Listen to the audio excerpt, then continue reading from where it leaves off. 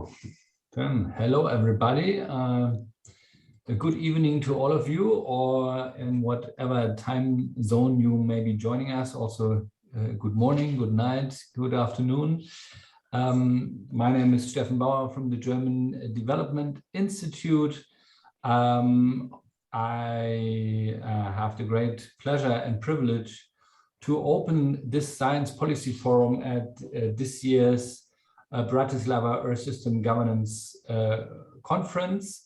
It is a great pleasure to welcome you to this Science Policy Forum on the road to Kunming towards a post-2020 Global Biodiversity Framework. I'm Steffen Bauer, as I said, and I'm not only working at the German Development Institute as a researcher, but I also have been a senior fellow of the Earth System Governance Project for quite a while, and I hope or assume there are a number of familiar faces at the other end of our virtual audience.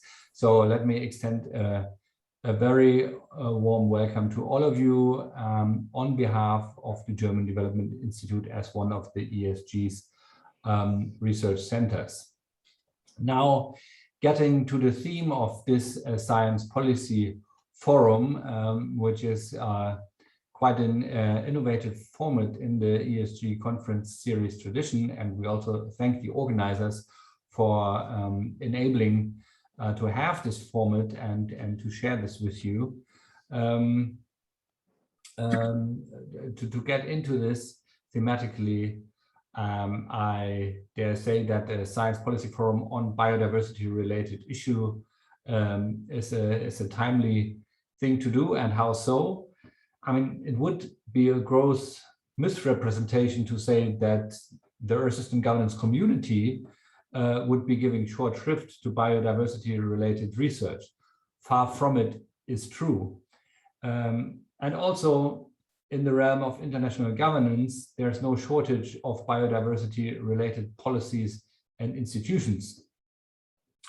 Indeed, the sheer number of biodiversity-related multilateral agreements suggests otherwise. It accounts, as Balakrishna from UNEP may also testify to, it represents a biodiversity in its own right, if you will. There's numerous multilateral agreements out there that deal with specific aspects of biodiversity, of wildlife conservation, of protecting species. And of course, there's the overarching Convention on Biological Diversity that was adopted in 1992 at the Rio Earth Summit as well. All the same, it is also true that speaking biodiversity to politics, to the media, and to wider public has always been very challenging, not least for us as a research community. I mean, the risk of extinction of some wiggly worms or weeds, and crucially, the far-reaching implications thereof are more complicated to capture than, say, melting icebergs and the fate of polar bears. Now, however, biodiversity and the biosphere are building up considerable momentum in research debates, but also in policy debates, crucially.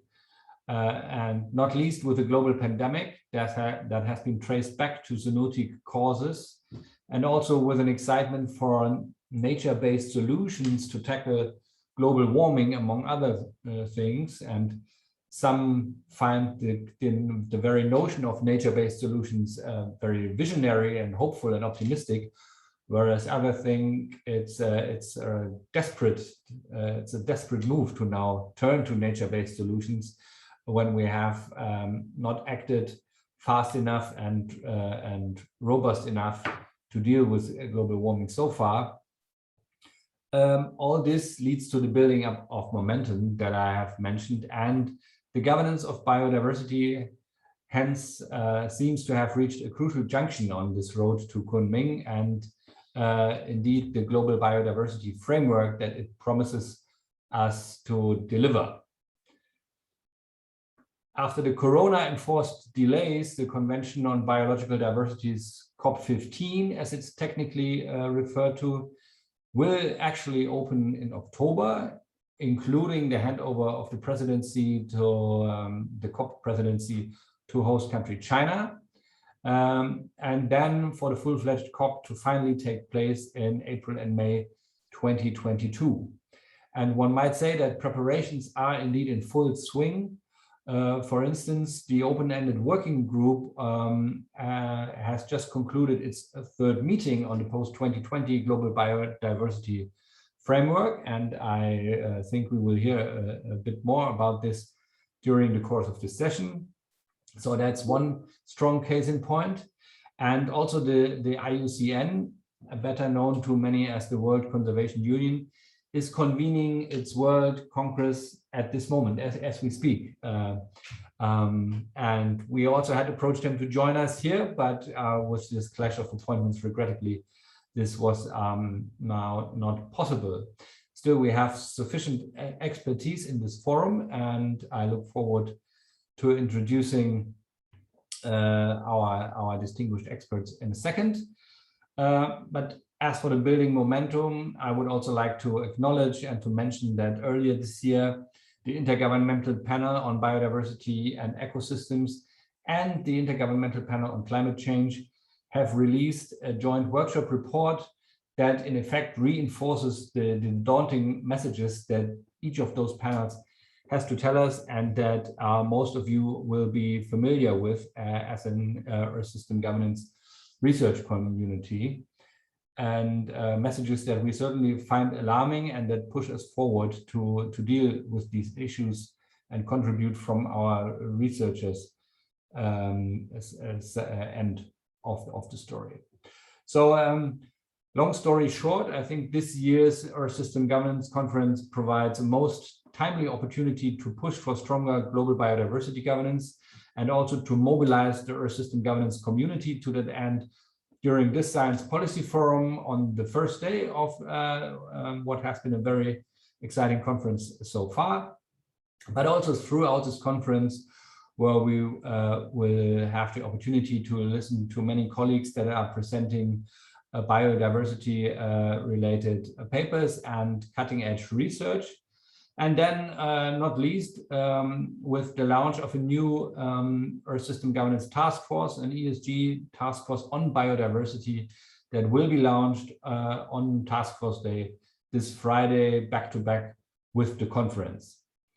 As German Development Institute, we are very excited and happy to be part of all that.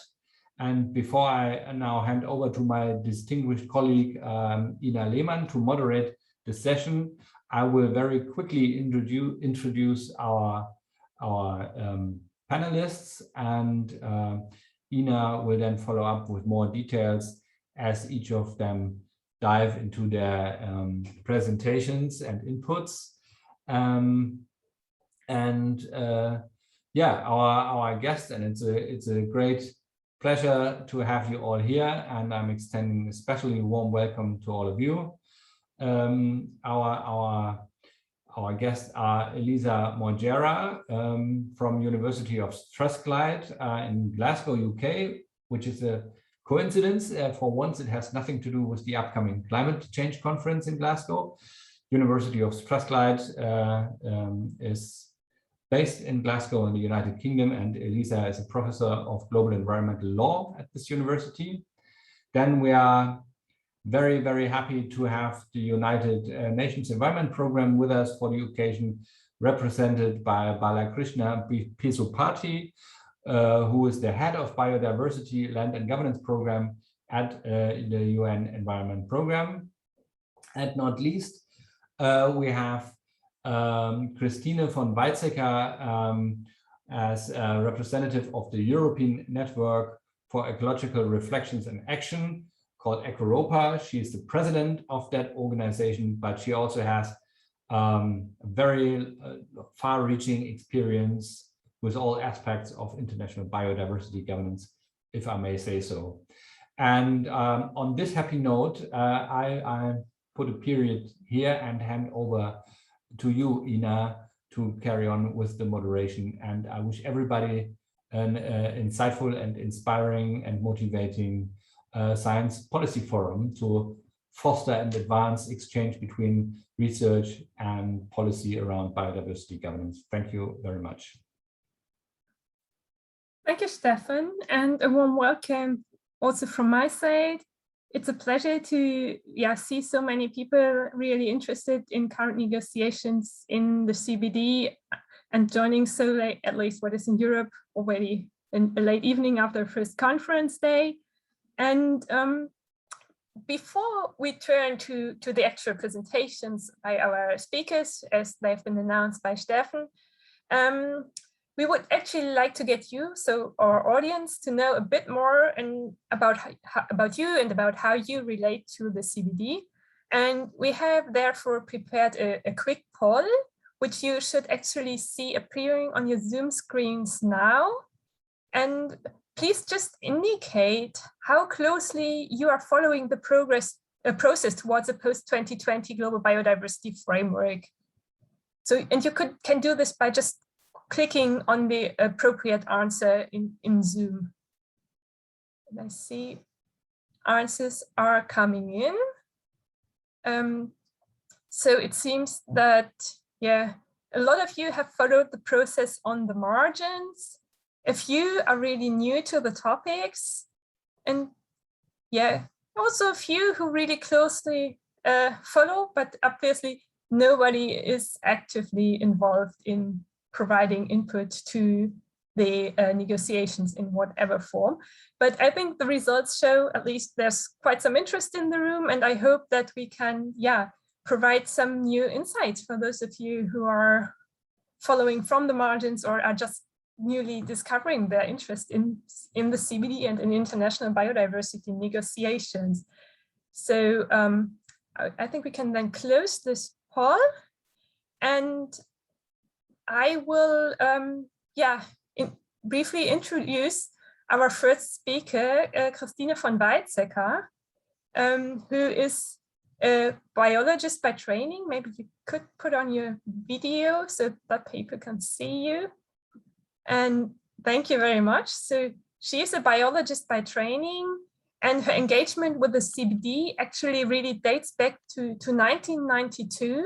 When she wrote the strategy paper on biodiversity for the NGOs at the Rio Earth Summit. And since then, she has participated in over 80 negotiations in the CBD context as part of the NGO community. And for several years, she also was a board member of the CBD Alliance, which is the network of civil society organizations engaging with the CBD. And even now, she still actively takes part in the negotiations in her capacity as president of EcoRopa, the European Network for Ecological Research and Action, as Steffen said. And over the years, I think it is fair to say that she has left quite an imprint on the CBD and its decisions of the conferences of the parties. And most notably, she has strongly shaped the CBD's Cartagena Protocol on biosafety, which was adopted really against massive opposition from agricultural lobby groups. And besides still participating in negotiations herself, informal capacity building for the CBD's youth group is something that is very close to her heart. And she continues to share her experiences with the young generation. And so it's really a great pleasure to have you here, and the floor is yours.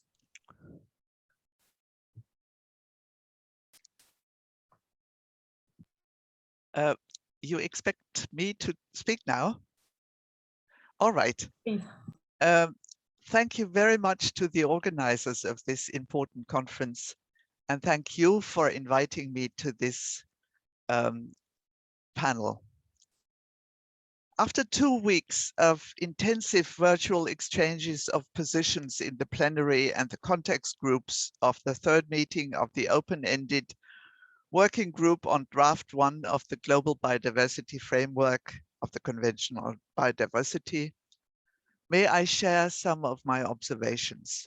And may I also, because Steffen Bauer did not do justice to the convention really, it has 3 objectives: not only conservation, but also sustainable use and fair and equitable sharing of benefits, which make it a real sustainability convention. On the other hand, rarely any ministry is in charge of all three objectives of this convention, which also makes it difficult. Now, first, I want to talk about the virtual settings, like we have it here, and still pending rules of procedure. The CBD has a special problem during the COVID-19 pandemic. None of its conferences of the parties were able to agree on rules of procedures. They are still pending. This means all decisions have to be agreed on by consensus.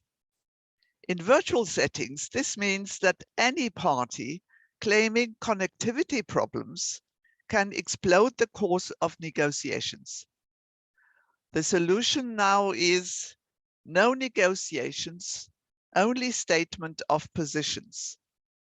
This can be interpreted as a first reading with the reservation of adding text proposals in the real face-to-face negotiations, hopefully taking place in January in Geneva and in April and May in Kunming. The present state of the document is therefore quite preliminary and open. By the way, the meeting, the conference of the parties in Kunming in October, basically is necessary like the extraordinary conference of the parties at the end of 2020, due to the fact that if you don't have a meeting, you cannot guarantee the functioning of the bodies of the convention and of its secretariat. So this is needed, but of course, declarations will be made.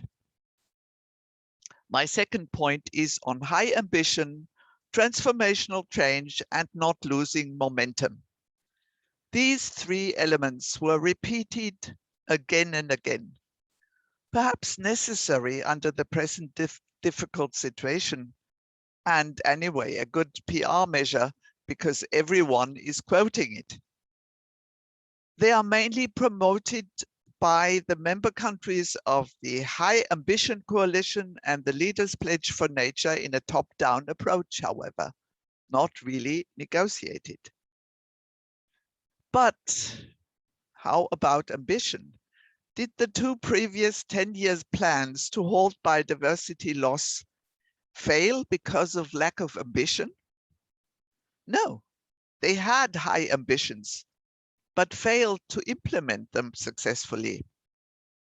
Many parties call for analysis of the failures to guide better implementation for the next 10 years. So they're not so happy about promoting ambition only. A third point, and that is very touching to me, is that the principles of the Rio declarations are still valid and viable. Principle 1 of the Rio Declaration is directly quoted in the 2050 vision of people live in harmony with nature. Principle 7 on common but differentiated responsibility and its corresponding articles 20 and 21 in the CBD are cited again and again by developing countries. Principle 8 on unsustainable patterns of production and consumption is often quoted. The global assessment by the Intergovernmental Platform on Biodiversity and Ecosystem Services, IBES, pointed to the importance of telecoupling, meaning the impacts on faraway countries by these production and consumption patterns. This is supported by recent initiatives to look at and regulate whole supply chains for their impact on the environment and the impact on human rights. Principle 9 on capacity building and technology transfer is rarely absent from interventions by developing countries. Principle 10, the democracy principle on public access to information, public participation, and access to judicial and administrative proceedings, has gained new momentum. It is not only implemented by the Aarhus Convention, but now also by the Escazú Agreement for Latin America and the Caribbean. Principles 12 and 16 on liability and redress and on polluter pays are often cited. Principle 15 on the precautionary approach and Principle 17 on impact assessment are embedded in the CBD and strictly implemented in its Cartagena Protocol on biosafety. Following this principle, there are text proposals for regulation, assessment, and management of emerging technologies based on regular horizon scanning for their impact on biological diversities. Principles 10 on women, 21 on youth, and 22 on indigenous peoples and other local communities gain momentum.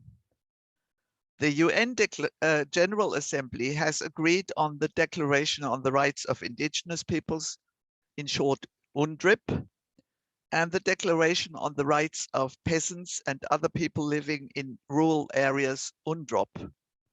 The calls for the recognition of land tenure, resource and knowledge rights of IPLCs and the obligation to obtain their free prior informed consent are prevalent.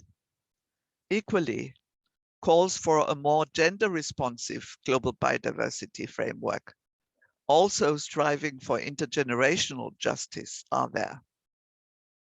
Principles 24, 25, and 26 are relevant for addressing transboundary effects of technologies and their products that have dual use potential and or the potential to reach the territories of other countries without their prior consent. Now I come to point 4. The introduction of new terminology and the dangers of offsetting. Theoretically, offsetting works in the climate context, although there are often practical problems with implementation. Greenhouse gases are blown around the globe, like dollars do. Ecosystems, however, are locally and historically embedded and take ages to come to a complex conviviality of their species. So offsetting does not work for ecosystems at all, or implies a huge time lag that we cannot afford under the double, triple, or quadruple crisis we are in. The same argument applies to ecosystem restoration. Is the proclamation good enough, or does it need close follow-up on failures and also hopefully on long-term successes?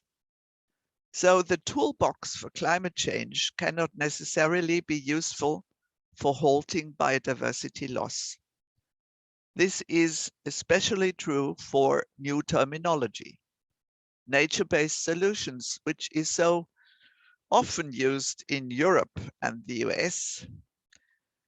It was introduced as a spillover from the UNFCCC and the climate departments of the relevant ministries.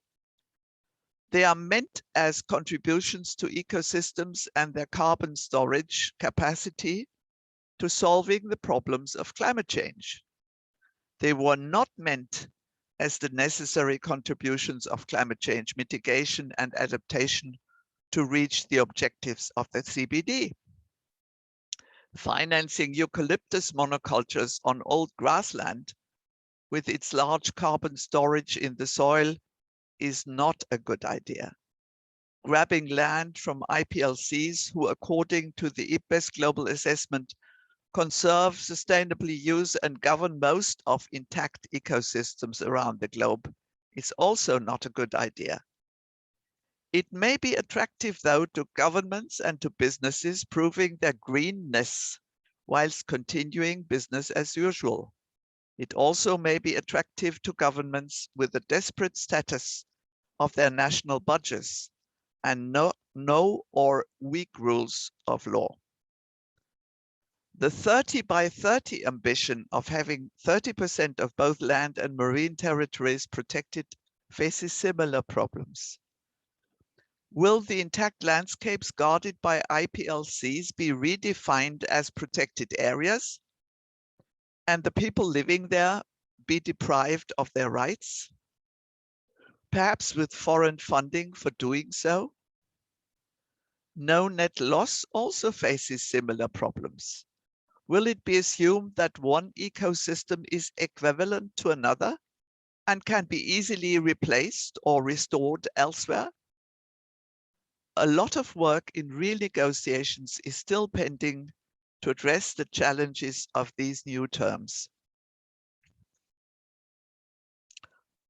And the fifth point, of course, is resource mobilization, which is closely linked to digital sequence information discussions, and it may be both the deal maker or deal breaker for the Global Biodiversity Framework. Many experienced negotiators expect that the real decisions on resource mobilization and a solution to the extremely difficult and unresolved issue of digital sequence information will be solved, perhaps offset, only in the last night of COP15 in Kunming. Many countries insist that decisions on financing must be taken at the COP and not postponed, as was done last time. Also, that the Nagoya Protocol on access and benefit sharing must not be strangled in its cradle by the unexpected low costs and quick performance of sequencing of genetic resources and by the possibility that this information crosses borders virtually. Scientists and industrialized countries hope to circumvent the obligations of the Nagoya Protocol on prior informed consent and mutually agreed terms, which allows the tracking by the providers and the fair and equitable sharing of benefits arising from the utilization. Provider countries want DSI to be subject to benefit sharing, potentially in a global benefit sharing mechanism, which still has to be designed. So good luck to the CBD and to all of us for the upcoming difficult negotiations. Thank you. Thank you. Thank you very much for sharing your insights and your lessons from being a participant in CBD negotiations for over 30 years. I'm sure all your points will provide a lot of food for thought and for discussion, but we will postpone that for a moment and first have our second presentation, and then you, the audience, are all invited to shoot your questions at the different presenters. So I will now turn to introducing to you our second speaker, Balakrishna Pizzupati. He is a biotechnologist by training, and he also has followed the CBD from the first COP onwards, really. And in this context, he has worked on many different aspects, including linkages between conservation and development, access and benefit sharing of genetic resources, synthetic biology and capacity building, and so on. And he has worked on these and related aspects in a number of different institutional contexts. And just to list some of them, they include being a senior policy fellow at the Fridtjof Nansen Institute in Norway, the chairman of the National Biodiversity Authority of the Government of India, the coordinator of the biodiplomacy program at the United Nations University in Japan, and being head of the regional biodiversity program for Asia and at the World Conservation Union, the IUCN. And moreover, he has advised more than 30 countries on conservation and development policy. Currently, he is head of Biodiversity Law and Governance Program with the Division of Environmental Law and Conventions based in Nairobi. And today he's joining us from India, where it's really late in the evening by now. So a special thanks for you to joining us and sharing your insights. Thank you. Thank you. Thank you, Ina. Can you hear me? I just want to confirm you can hear me clearly. Perfect. Okay. Good. Thanks a lot, Ina, and thanks, Steffen. Thanks, Christian. Very sort of useful introductory presentation to give a very quick overview. I mean, we are talking of almost 3 decades of experience, trying to be summed up in a few minutes of our conversations in terms of where we are with respect to working on the convention. But let me just mention a couple of points on how I qualify to be speaking on this topic today, in addition to working at UNEP, focusing on issues of biodiversity that I've been following the conventions for long. But currently, a point which probably may be of interest is that, as you know, 2022 is going to be the 50th anniversary of not just the Stockholm Summit that laid the foundations for working on environment and human development in 1972, but it's also the 50th anniversary of UNEP. So in March, we are going to have a very high-level celebration, and currently I'm preparing the report for UNEP R50 that looks at the future of science policy interface. And it is in that context, this particular conversation is of interest, because I recollect Steffen making a few very sort of important remarks on the links between science and policy, and how the current discussions on biodiversity, not just the convention, but on the overall issues of governance and management, all of it are certainly based on. So as I'm sort of leading the preparation of the report, a number of useful lessons learned, not just from the past, but also looking into the future.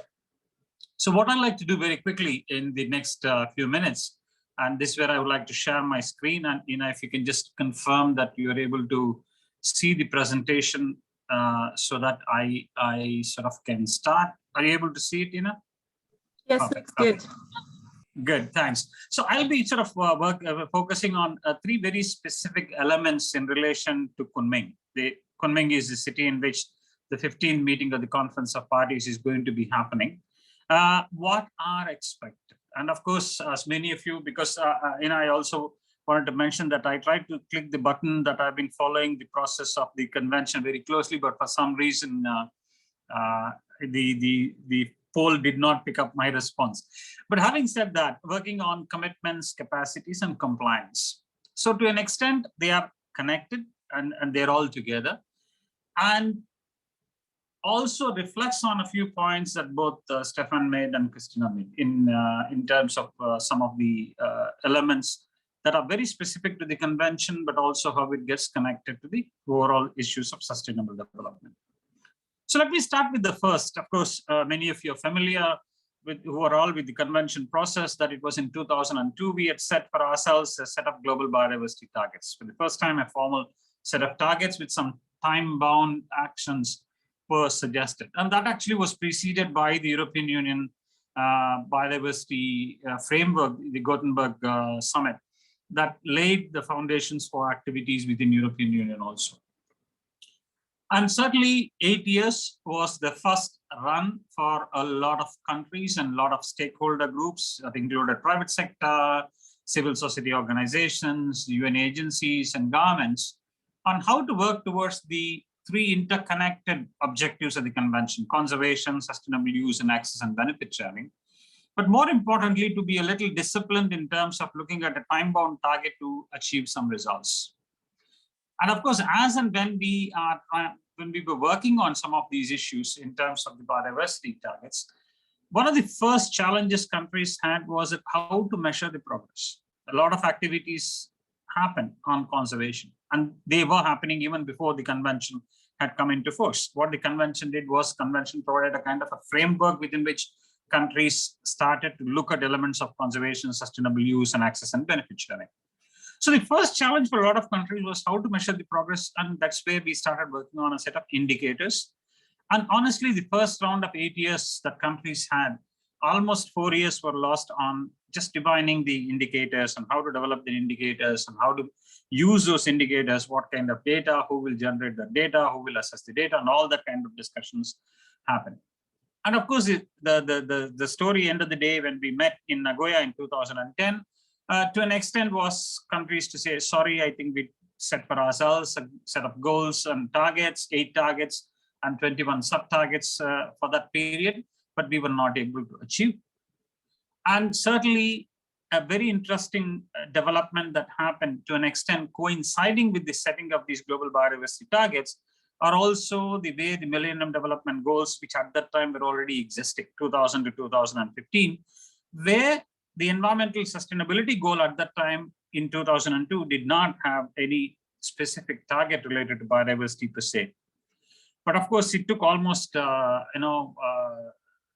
or 4 years of prodding by the conservation and development community for the MDGs to agree on a sub-target, target 7B, that directly reflected the target of the Convention on Biological Diversity, that by 2010, countries would not only reduce the rate of loss of biodiversity, but that will be done in the context of poverty reduction, that will be done in the context of human well-being.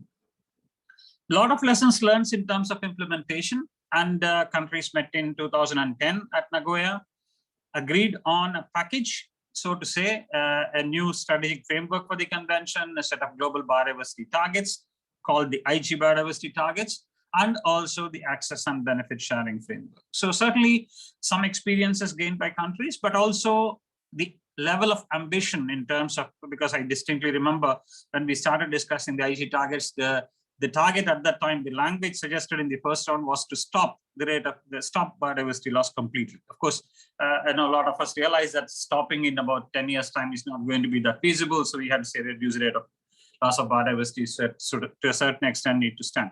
So a lot of experiences in terms of setting those targets, but the starting point for a lot of those targets were also the indicators that were already available at that time. So to a certain extent, there was a little bit of a speed up in terms of implementation, but countries actually had to deal with 2 or 3 very specific issues that they need to put in place. Number one, the national biodiversity strategies and action plans that were already available, on how do they update them, how do we modify, how do they make it relevant to the new IG targets. So that was the first one. Secondly, in the 2012 COP11 that was hosted by India, countries were also requested to develop a national financing plan, a kind of a calculation on how much it will cost for them to implement or achieve the IG biodiversity targets, and a lot of related issues.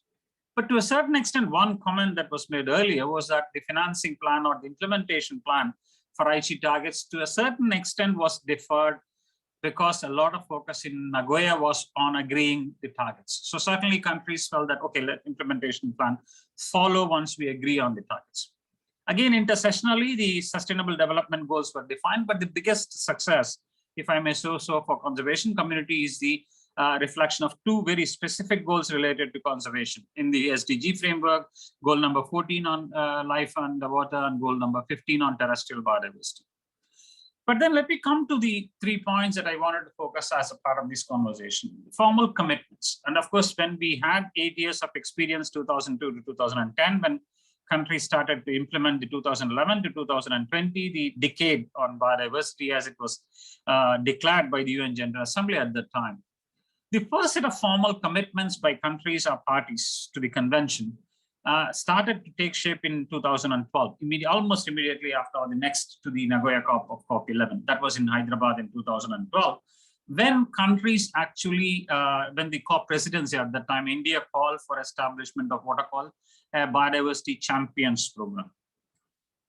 And follow up on a lot of interest, and whenever there are these ministerial meetings, a lot of commitments definitely get made, because that's also a big opportunity for a high level profiling of the issues and things like that. But very interestingly, even as of 2016 or 2018, when we were reflecting on what are the commitments and what did the champions and how many champions formally committed to that, we only realized that we just had 2 countries, India and Maldives, who were a part of the Champions program. And we only had 8 different initiatives or entities that included private sector that was a part of the Champions program. So to a certain extent, it was very muted in terms of the response. Clock ticked forward, 2016, we met in Cancun.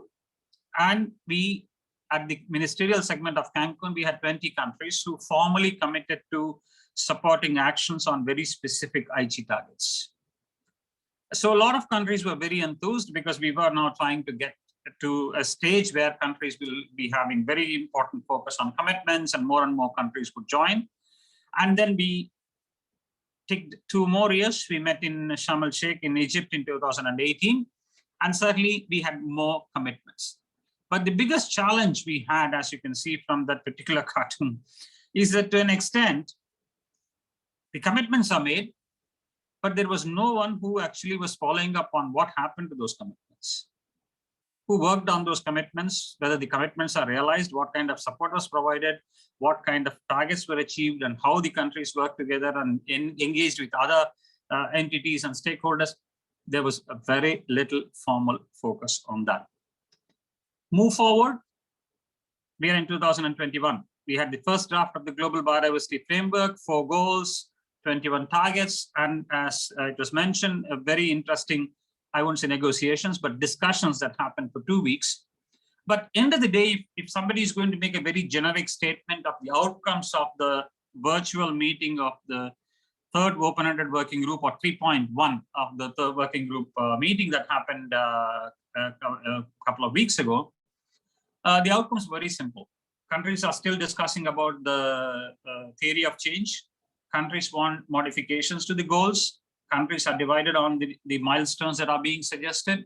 Countries are still looking at whether to have 21 targets, expand to 22 targets, and how the targets can be combined, what should be the language of those targets. So certainly, in a very layman's term, the targets currently are the goals that are being the draft goals that are available are still out for discussions, where we do not know what's going to be happening as and when the negotiation process moves forward. But for our discussions, I just have only about 2 or 3 slides to look at how do we understand the commitments from governments. Goal A, it asks countries to deal with very specific things, that they will, by 15%,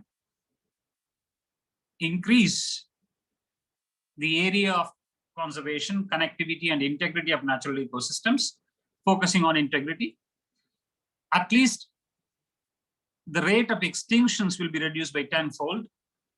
The risks related to invasive species or taxonomic or functional groups is halved, and 90% of genetic diversity will be maintained. So this is a commitment essentially countries need to make at Kunming.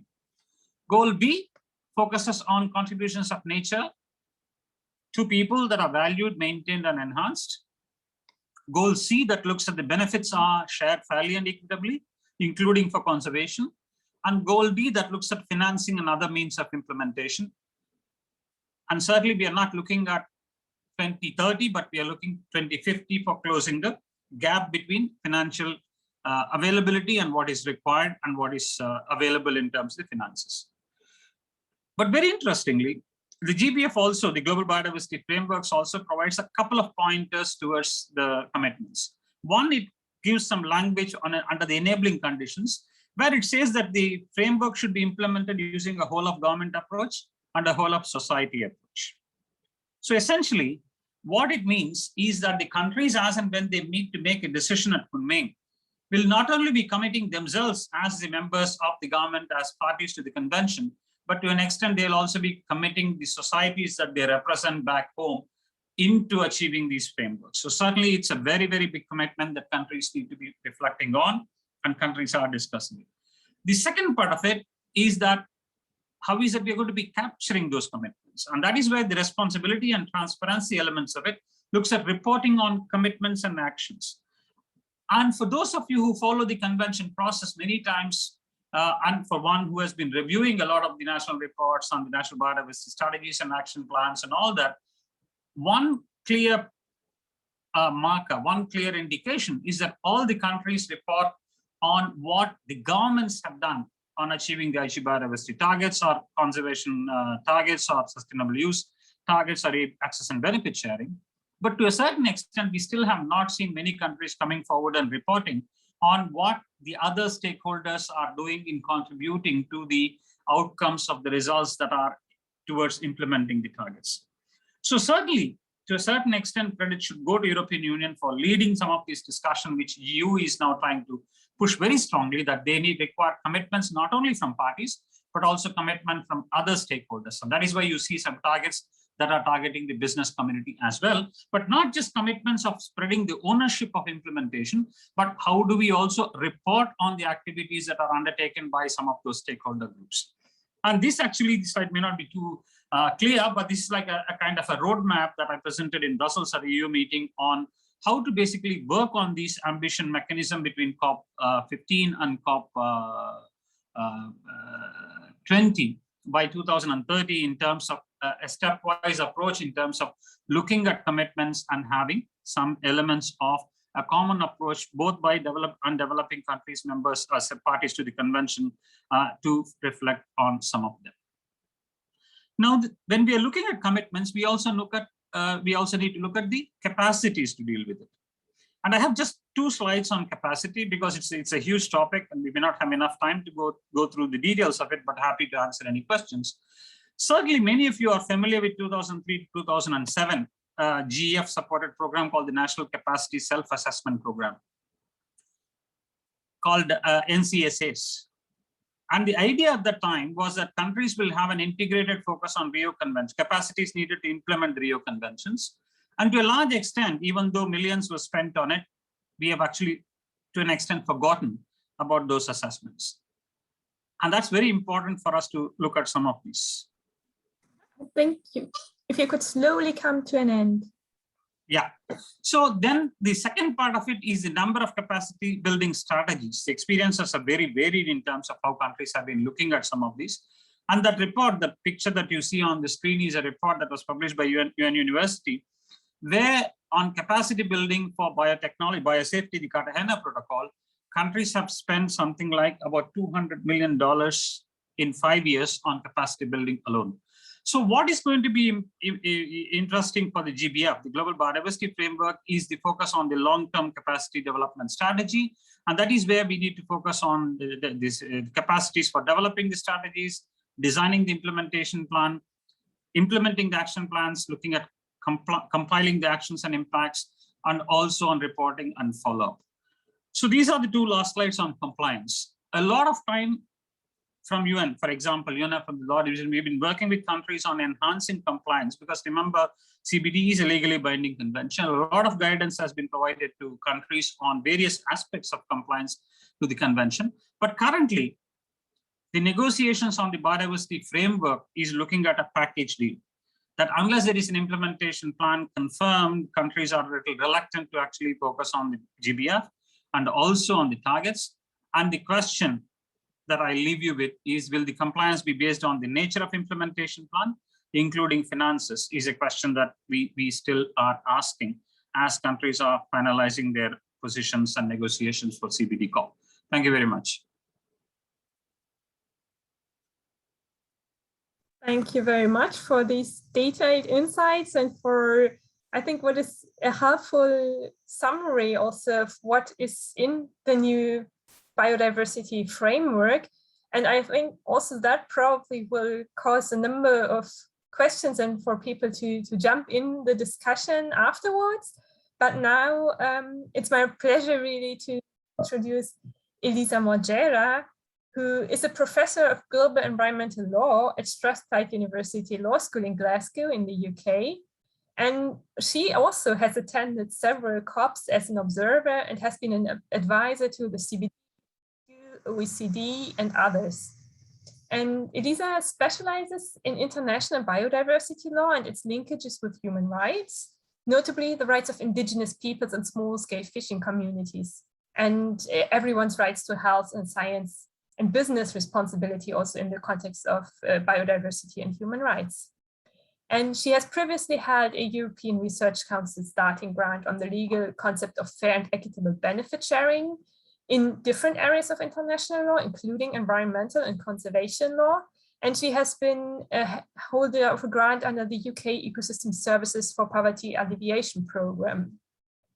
And she is now the director of the One Ocean Hub, which is a very exciting initiative. Namely, it's a global interdisciplinary research collaboration of research institutions in the UK, Africa, South Pacific, and the Caribbean, as well as UN agencies and other international partners. And they pioneer in researching human rights and marine biodiversity for transformative ocean governance. And I understand that these topics will also feature centrally in your talk, and I'm sure that this will also be a great complement to what we have heard so far. Thank you very much, and the floor is yours. Thank you very much for the invitation and the opportunity to share some of the latest thinking and also ideas that have come, particularly from the One Ocean Hub, about the importance of the Global Biodiversity Framework. And I think what I would like to start my reflection on, and I don't have any slides, I really have a few thoughts that I'd like to throw to the audience for discussion, is really the earlier work on the Global Biodiversity Framework was very much focused on the idea of transformative change and how on the one hand we can have all sectors of government and all sectors of society fully understanding the value and the essential role of biodiversity and all the threats that arise from biodiversity loss for realizing the transformative change that we need and that we've all become familiar with as a concept, thanks to the calls from the Intergovernmental Panel on Biodiversity and Ecosystem Services and also the Intergovernmental Panel on Climate Change. And equally, the other, I think, underlying concern and objective in the early thinking behind the Global Biodiversity Framework was how can we make biodiversity everybody's business, everybody's concern, and not letting it stay as a niche area of international environmental law, as a particular distinct area of international cooperation and policy, for which we understand more and more within the international biodiversity community of the role for also climate change mitigation and adaptation purposes, for the purposes of disaster risk reduction, for the purposes of addressing global food security and health. And yet we seem to struggle with communicating, creating alliances, really making biodiversity conservation and sustainable use a globally widely shared objective. And I think that the progress that has been done in the negotiation has really trying to see how we can capture in a more open way that agenda, how we can make it more easily relatable to other international global agendas and bring alliances in, but also being maybe less technical and more focusing on what are the underlying causes of biodiversity loss and addressing the intrinsic structures and power imbalances that have hindered progress so far. And I think there are a couple of concepts in the current draft of the Global Biodiversity Framework that really provide that new vision for how we can better work together towards biodiversity conservation and sustainable use. And these are the ideas of whole of government approach and whole of society approach. Now, within that, however, I think we still have those concerns that have been highlighted by Balakrishna, for instance, just now, around how we measure progress, how we enhance compliance around the convention, how we really see that change, the transformative change that we need. And I think there is a missing opportunity at the moment in the current negotiation, something that is clearly already discussed among delegations and in which civil society has been very engaged, which is, do we embrace and think through the significance of biodiversity for human rights, for internationally recognized human rights, as a lens, both from a legal perspective, but also possibly a policy and moral perspective to really develop that idea of whole of society and whole of government approach, understanding what are our responsibilities, be that of different sectors of government, be that of the private sector, be that of conservation, organization, and civil society. And within the CBD, we've always discussed these roles, but they've always remained a bit fuzzy, as if there's so much leeway and different approaches that we don't really know what is the minimum standards that we need to achieve. But once we bring international human rights law into the scene and we really look at the interdependence of the conservation of biodiversity and the protection of human rights, we are able to see more clearly what are the minimum sets of action that we need to take, the governments need to take, the national judges need to take, but also private business and environmental NGOs, and what to each other we need to take. So it becomes much clearer what kind of level of ambition is the minimum needed, how much higher we need to go, thinking about full realization of human rights, and really giving a much clearer I think legal content to that understanding that biodiversity is essential for human well-being in so many of its dimensions, and is particularly essential for particular groups of human rights holders, such as women, rural communities, indigenous peoples, and children. And I think there is more maybe also coming from the climate change debates and climate change litigation around the world, that sense that we need to respond and take more seriously to the point of intergenerational equity.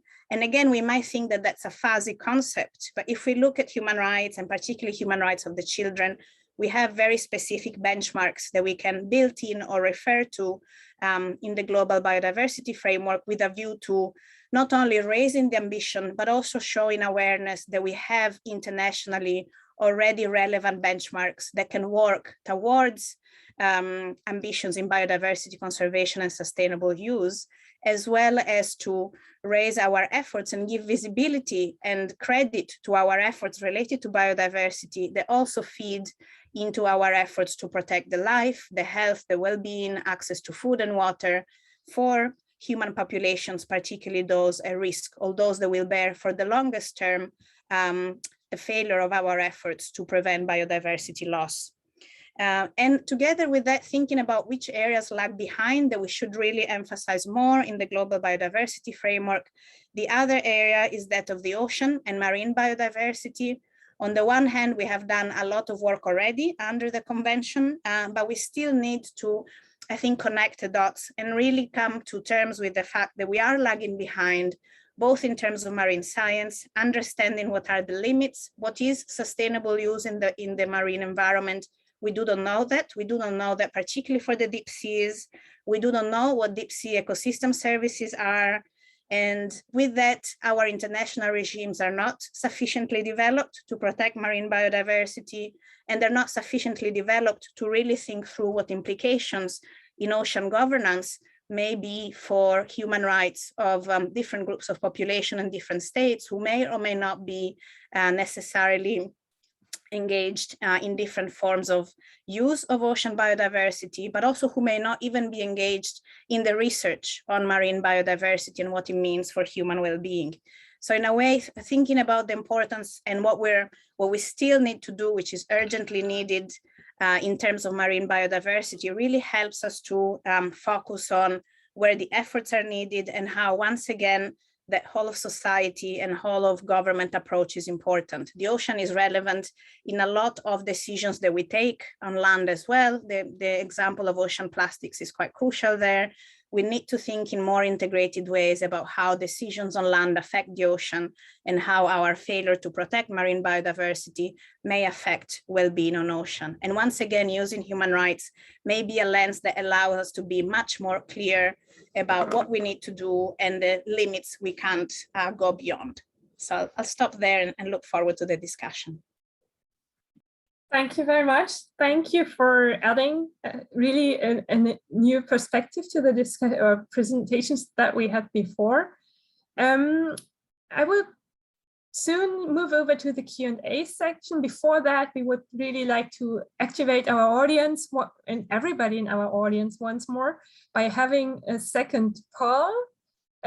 Also a Zoom poll that should appear now on your screens. And just a brief assessment from everybody. How optimistic or pessimistic are you that the post-2020 Global Biodiversity Framework will be a strong one, just to get us into the debate?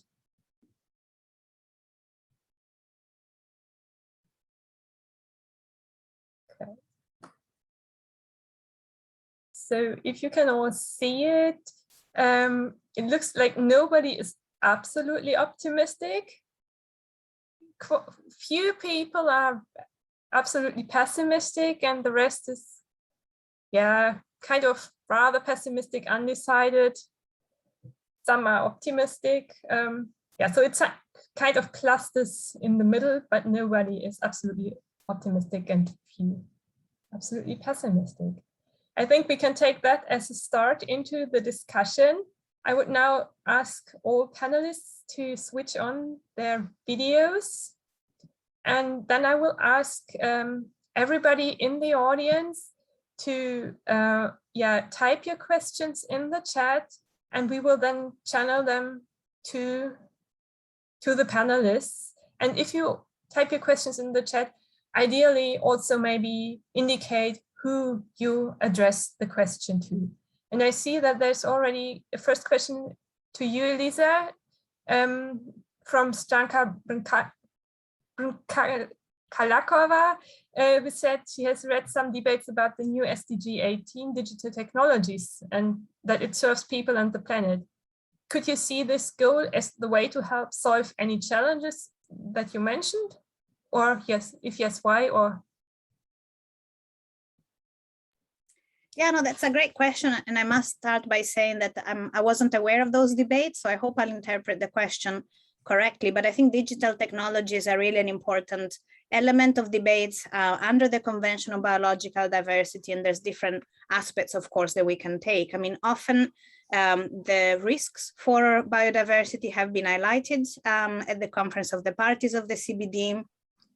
And there's, of course, a really important discussion around digital sequence information and how that practice in scientific research may undermine the objective of the convention around fair and equitable benefit sharing. This is a huge question related to equity, who has the technology, who has access to the information. And that in itself is quite an important debate where it has been difficult for CBD parties to find the right approach that supports science while addressing equity issues and really making sure that that objective of fair and equitable benefit sharing can be addressed. But I think more broadly, there's a conversation about how other digital technologies may support what I was saying earlier, the participation of individuals in accessing information on biodiversity, on the situation of biodiversity and the impacts it may have on human rights, whether digital technologies may support participation in decision-making. And what we have seen, particularly during the pandemic, is that unfortunately the experience with many consultation processes at the national level going virtual is that many UN special rapporteurs have seen a decrease in opportunity, in fact, a degradation of opportunities of public participation in decision-making, fast-tracking of unsustainable decisions related to natural resources. So I think digital technologies is really an important topic that should be addressed, looked at in a very precautionary way, and really thinking about the risks both for biodiversity, but also for human rights holders who need to benefit and be taken into account in decisions on biodiversity, conservation, and sustainable use. Okay, thank you very much. I see that there's another question by Eduardo Gallo asking how is the new framework going to address systems change? Otherwise, we will see another failure.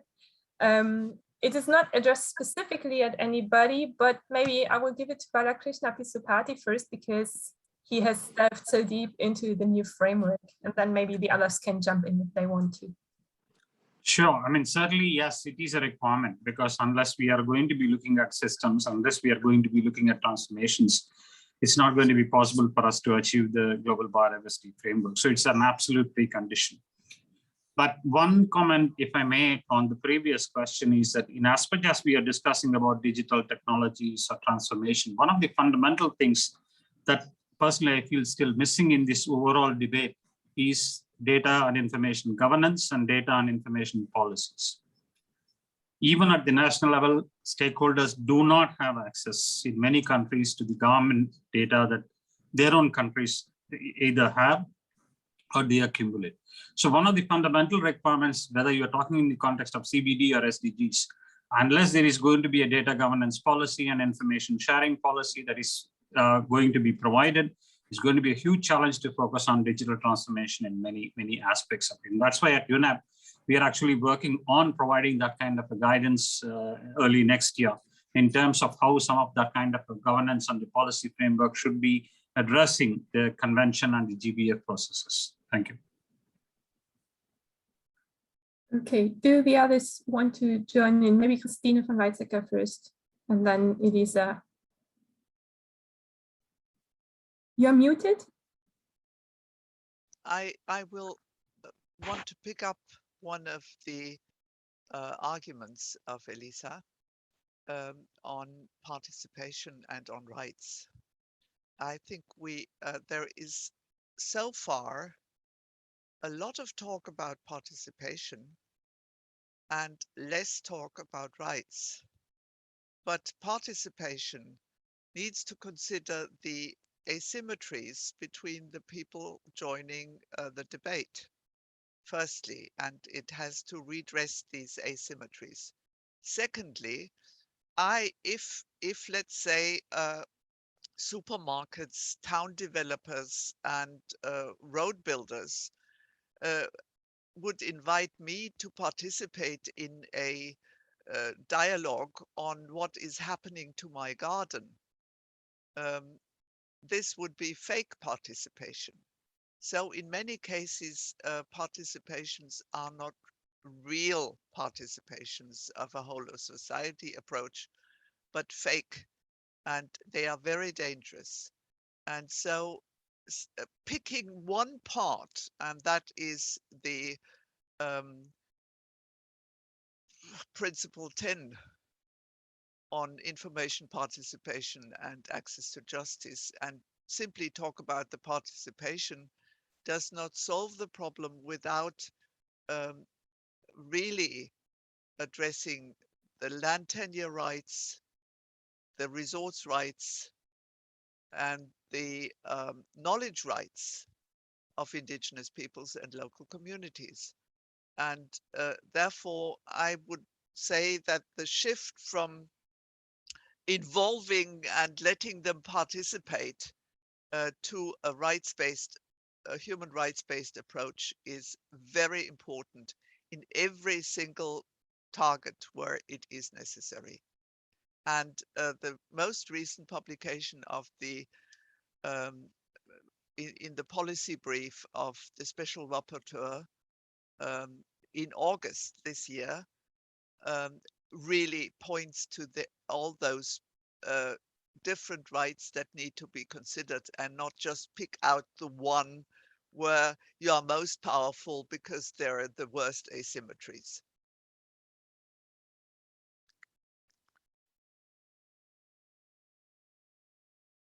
Any more additions, Elisa? Or maybe to link the point that Christine just made with the question about systems change, I think while there is maybe an underlying I think ambition of the Global Biodiversity Framework to switch towards system thinking, it has been difficult, I think, to capture that once we look at the draft and the specific goals. And I think we have kind of fallen back into the usual approach of looking at sectoral issues in the biodiversity agenda, partly because we're worried that they will be, falling through the cracks.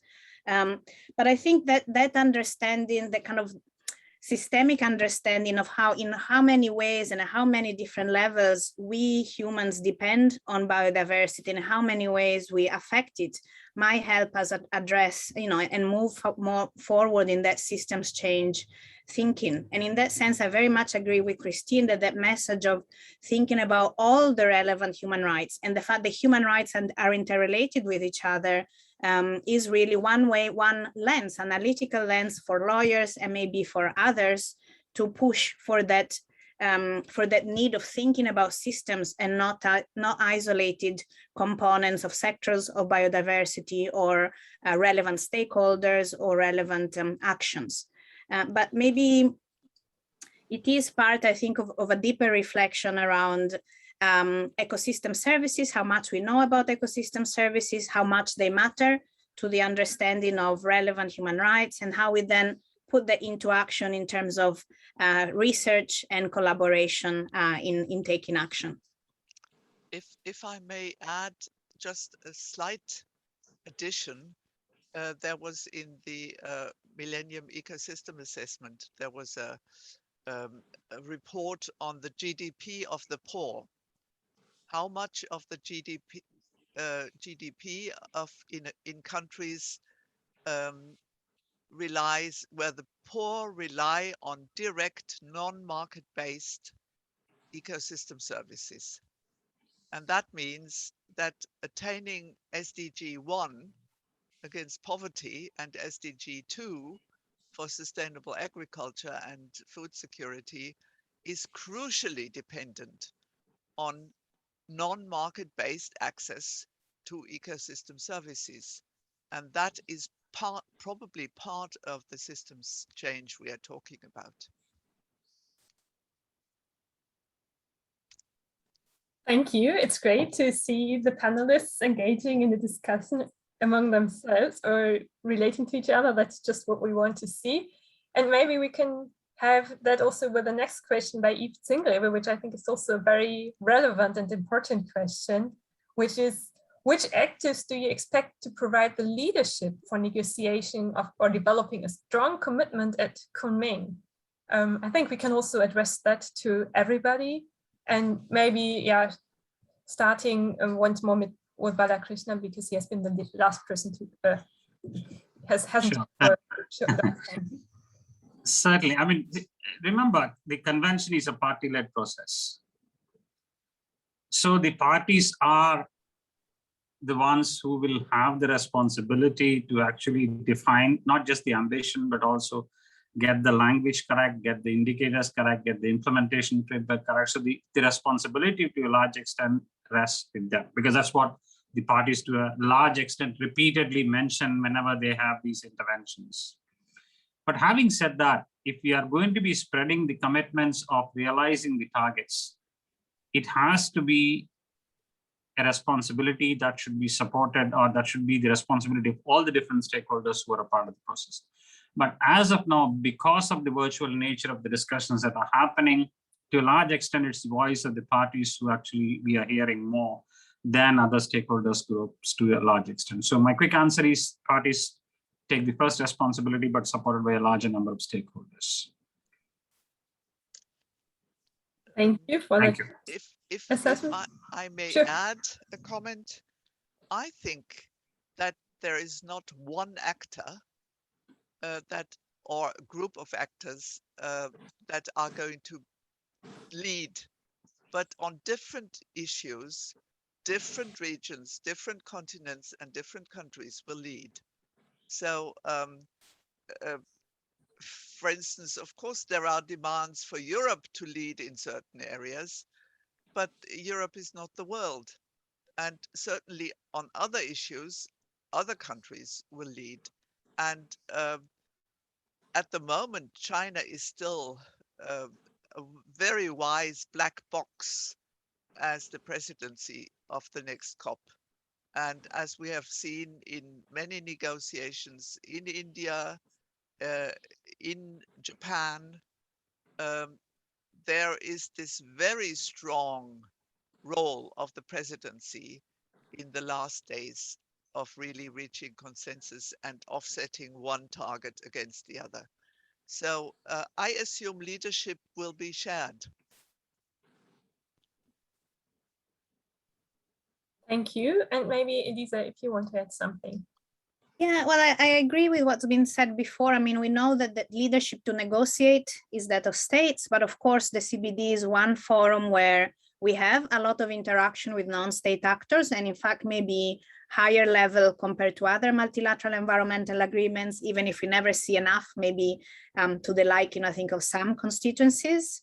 But I think what might be really powerful would be to see new alliances emerging in the context of those negotiations that can show us that we are pushing for and already achieving through the negotiations that understanding that biodiversity should be everybody's concern, and maybe seeing a stronger role of governments that are also outspoken in global health fora would be really important and interesting, and showing leadership on particular issues. Again, seeing maybe states that are very strong in ocean governance or human rights, really coming in with the vision, not just of their specific issue in the context of biodiversity, but the broader vision of why this is relevant elsewhere and across all the SDGs, and maybe being able to bring evidence and compelling arguments about particular SDG synergies that are at stake when we look at the specifics of the Global Biodiversity Framework. I think that would be powerful and slightly different maybe from what we've seen before, and hopefully provide leadership by example as well. If I may continue on that note, in the CBD negotiations, the major group women, the organized youth, IPLCs, who are the best organized ones, including the ICA consortium, and the civil society organizations network, the CBD Alliance, cooperate very closely. And in that way, there already is a sort of systems change. If you look at their parallel and merging position making, then this is very promising indeed. Maybe, sorry, if I can also add on Christine's, where we're definitely connecting brains across the virtual space. And I think, again, thinking about how we have some actors that I think have been very vocal and powerful in the CBD, and definitely indigenous peoples and local communities have led the way, also led the way in terms of engaging with human rights, language and standards.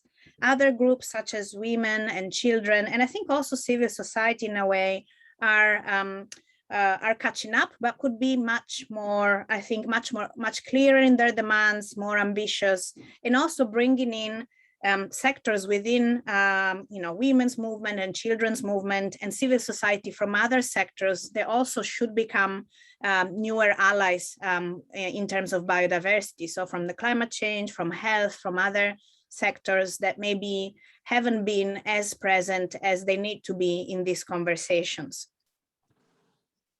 Well, luckily, they were recognized even in the contact groups, where normally very often co-chairs or co-leads say there is no time for major group interventions. And what was really fascinating to see was the mutual supportiveness of their statements. Thank you for this interactive exchange. And I think what Elisa just said about the different sectoral interests or interest groups maybe links also to another question that we received about building bridges between different sectors or processes, if you want. There's the question by Ina von Wisotzki, also once again to everybody, asking, could you draw a link to other processes that are ongoing simultaneously, such as other negotiations, BB&J, I think has been touched upon, or of course the parallel IUCN Congress. How are these parallel events influencing the negotiations and future of the Global Biodiversity Framework? And I don't know if anybody of you wants to go first. Maybe you can give a sign. Yes, please. Yeah, Balakrishna, please go ahead. Yeah, sure. Thank you.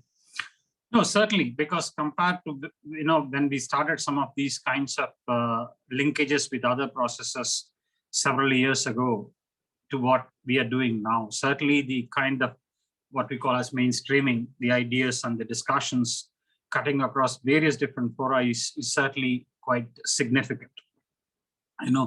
Even though we've been discussing within the Convention on Biodiversity the links to climate change, more than what the Climate Change Convention has been discussing on the links to biodiversity, the last few months we have seen so much of information, so much of focus that is now starting to emerge on we cannot deal with climate change adaptation and mitigation unless we are also going to be focusing on the issue of nature management and conservation and sustainable use and all those kinds of things.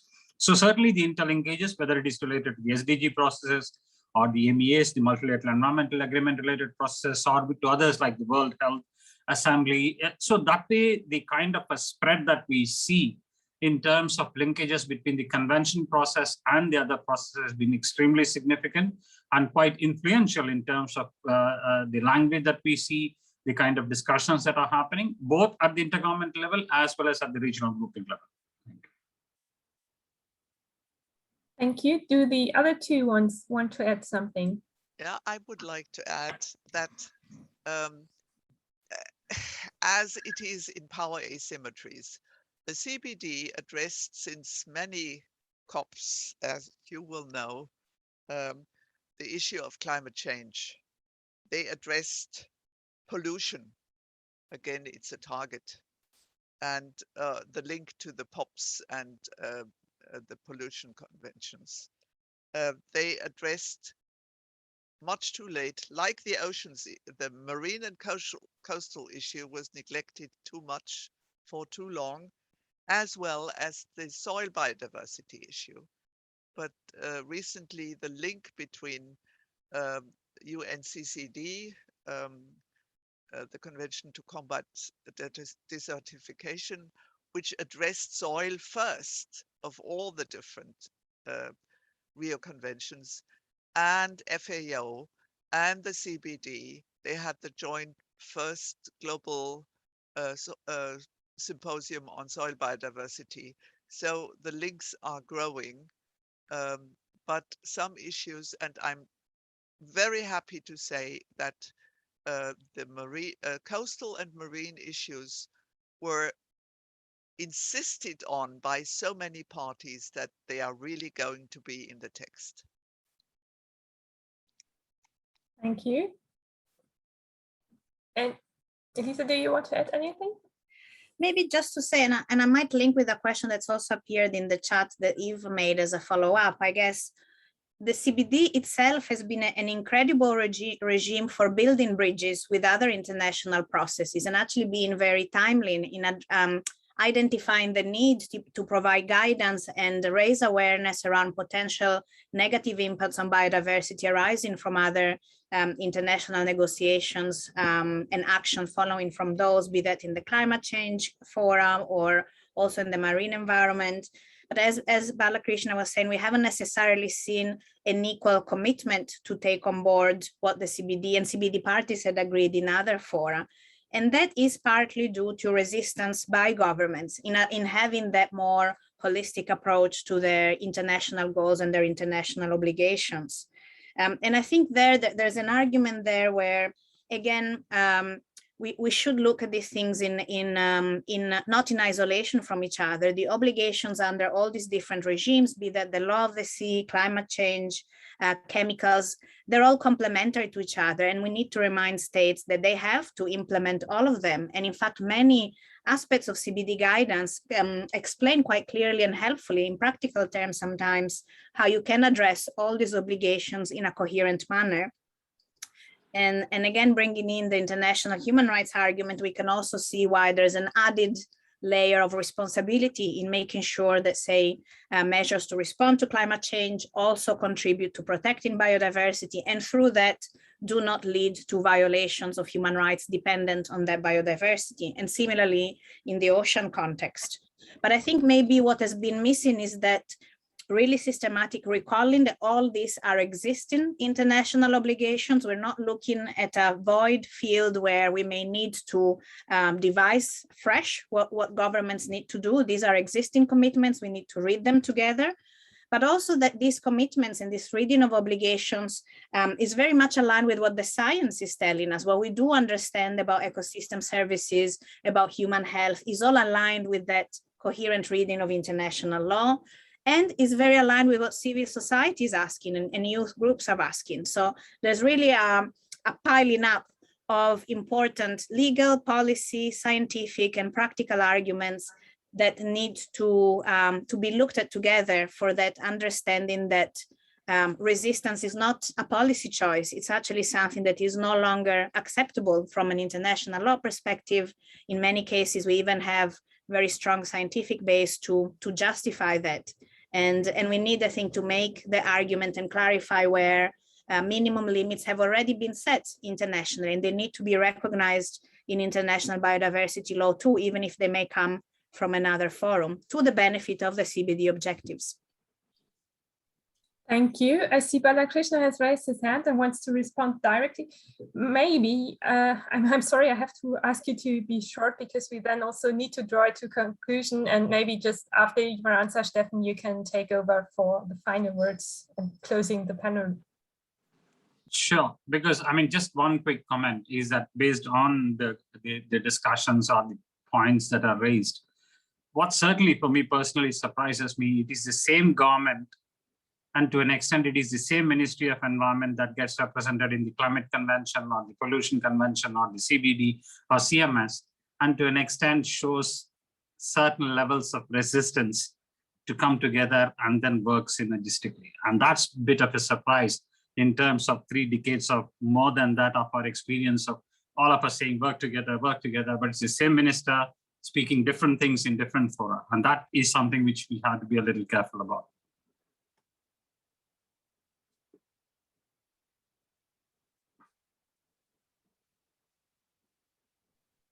Thank you. So Steffen, will you draw the panel to a conclusion? I simply would, since we are with a lot of lawyers, I simply would say, if there is the problem of a lack of systems thinking, but also there is a lack of old-fashioned strong rule of law in countries. And if you look at the percentage of countries that have been analyzed to have a firm rule of law, this is quite depressing for any international agreement, that it will be implemented and not fail because of corruption and other things. Well, that certainly puts a bit water in the wine, even though it's a very well observed point. The lack of rule of law is a daunting challenge for many policy contexts, not just biodiversity governance. So, and I don't think I can do justice to our panel, and I thank you all very, very much for your insights, and also the audience for some very poignant questions. So I can't do justice to wrapping up, but I do take considerable encouragement personally as a researcher, but also I think for the whole Earth System Governance research community. As Elisa has put it in her last statement, there is a piling up of the legal, the policy, the scientific findings that we can build on, and the challenge that remains, and I take that from all 3 your inputs, that we need to communicate those in a way that they will help to narrow the gap between formal compliance of whatever is agreed in the multilateral circuit, and then parties just comply with it. But we need to narrow the gap between compliance and those effects that will actually drive forward the transformative change, the systems change that you also, all 3 of you in various words, have called for. And I take a dose of optimism from Balakrishna's suggestion that there may be a package deal arriving. I mean, we all also know that package deals by way of consensus building and finding compromises may also include some political horse trading. So we may want to watch out very carefully for that, and try to counter that with the scientific and policy advice and legal advice that we can provide. And then, in spite of weak rule of law, hopefully as a research community we'll be able to drive this agenda forward. And on that count, I take a lot of encouragement from this panel, and also from the many biodiversity related papers that are presented at this conference. I mean, as a case in point,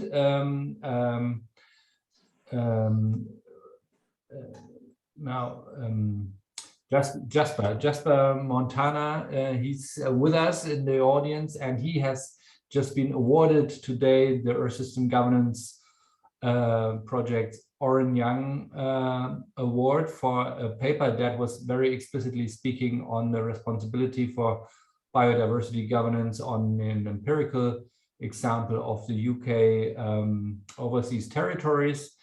So our research community is actually producing really cutting edge and useful work, but communicating it into the political realm to actually make a difference remains a challenge for all of us. But I think I can speak for all of us that we are ready to take that head on. Tonight, maybe we can wrap it up, but the conference will continue for the next couple of days. And we have the Biodiversity Task Force to be launched on Friday, back to back with this conference.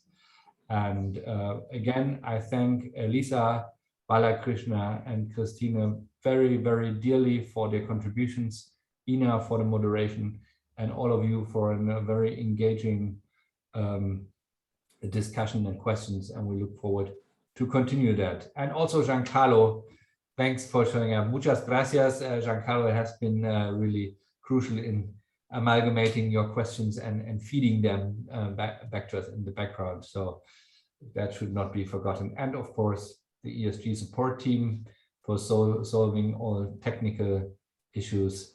Thank you all. Have a nice evening and see you hopefully soon in the context of the CBD or in the remainder of this wonderful Bratislava Earth System Governance Conference. Thank you all. Thank you.